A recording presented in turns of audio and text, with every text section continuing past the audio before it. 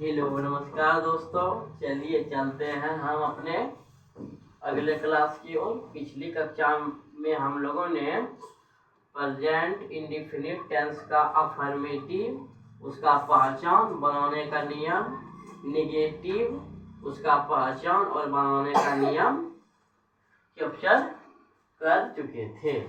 अब चलते हैं हम लोग अपने नेक्स्ट टॉपिक की ओर। अगला टॉपिक क्या होगा हम लोगों का? इंट्रोगेटिव। क्या होगा? इंट्रोगेटिव। तो लिखना है इंट्रोगेटिव, INTROGATIVE। शायद यहाँ डबल आर हो सकता है, डबल आर होगा, यहाँ डबल आर आप लोग कर लीजिएगा। Interrogative sentence, SENTENC। इंट्रोगेटिव मतलब क्या होता है? प्रश्नवाचक, प्रश्नवाचक, प्रश्नवाचक वाक्य। ठीक। अब क्या होगा? इसी प्रकार इसका क्या होगा? पहचान होगा। क्या होगा? पहचान। तो पहचान जिस प्रकार से अफर्मेटिव और नेगेटिव में किए हैं, उसी प्रकार से इंट्रोगेटिव में भी करेंगे। क्या करेंगे? हिंदी क्रिया नहीं, वाक्य लिखना चाहिए, वाक्य अच्छा रहता है। हिंदी वाक्य के अंत में, हिंदी वाक्य के अंत में ता है, ती है, ते हो आदि रहता है तथा वाक्य के शुरू में क्या शब्द नहीं, या तथा अंत में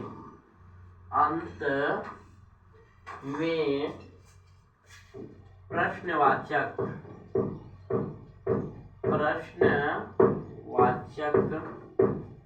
चिन्ह, ऐसे नहीं, प्रश्नवाचक चिन्ह रहता है।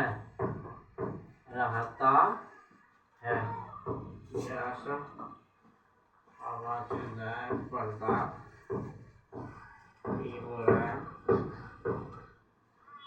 हो गया, रहता है। जैसे कैसे पढ़ेंगे इसको?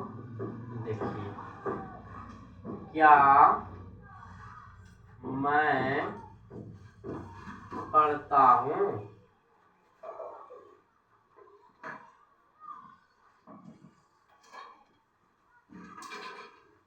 क्या हम लोग जाते हैं?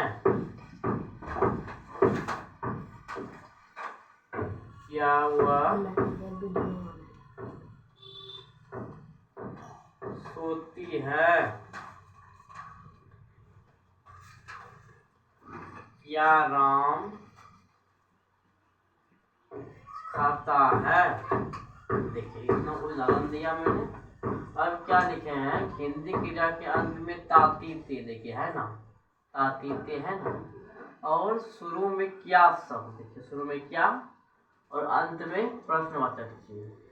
यानी कि हिंदी वाक्य के अंत में ता है, ती है, ते वो आदि रहता है, और वाक्य के शुरू में क्या शब्द तथा अंत में प्रश्नवाचक चिन्ह रहता है। शुरू में क्या, अंत में ताती ते है ना, और अंत में प्रश्नवाचक चिन्ह। तो ये क्या हो गया हम लोगों का पहचानने का नियम। अब क्या बनाएंगे हम लोग? अनुवाद बनाने का नियम।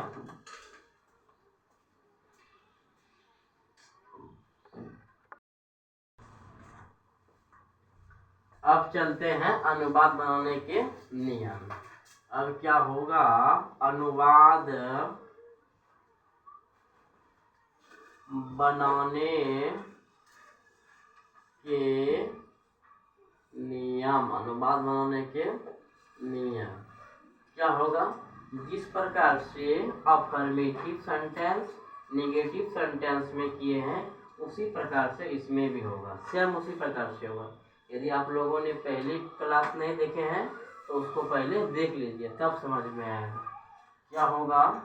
यहाँ सब्जेक्ट SUBJECT सब्जेक्ट जो हमेशा लिखते आ रहे हैं I we you they,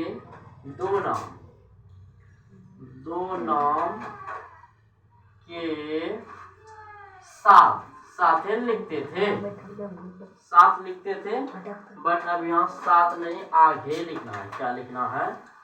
आगे लिखना है। क्या लिखना है? आगे लिखना है। ये आगे डू तथा ही सी इट एक नाम के आगे डज, और पहले बताए हैं जब वाक्य में डू और डज लग जाता है तो हमेशा वर्ब का पहला रूप लगता है। कि आगे डज तथा वर्ब का पहला रूप यानी कि V1 लगता है तथा अंत में प्रश्नवाचक चिन्ह चिन्ह लगता है। हो गया, नियम तैयार हो गया। क्या नियम है? Subject I we you they दो या दो से अधिक नाम के आगे डू, ही सी इट एक नाम के आगे डज, तब वर्ब का पहला रूप और अंत में प्रश्नवाचक चिन्ह लगता है। अब इसका स्ट्रक्चर STRUCTURA।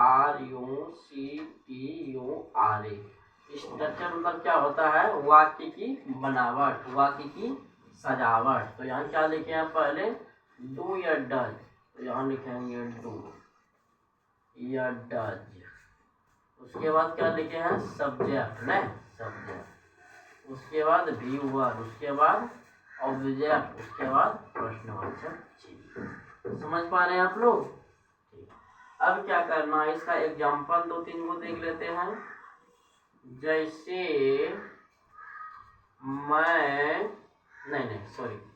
जैसे क्या मैं पढ़ता हूँ, क्या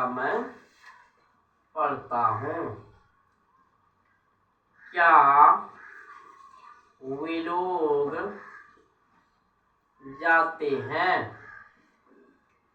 लोग जाते हैं, यहाँ प्रश्नवाचक चिन्ह होगा। क्या वह खाता है, क्या राम जाता है। अब देखिए जो नियम लिखा है, यहाँ क्या है? आई लिखेंगे, समझने के लिए बता रहे हैं। वो लोग का दे लिखेंगे, वह खाता है, लड़का खा रहा है, ही लिखेंगे, राम तो राम। अब क्या नियम पढ़िए? Subject I we you they दो या दो से अधिक नाम के आगे डू लिखना।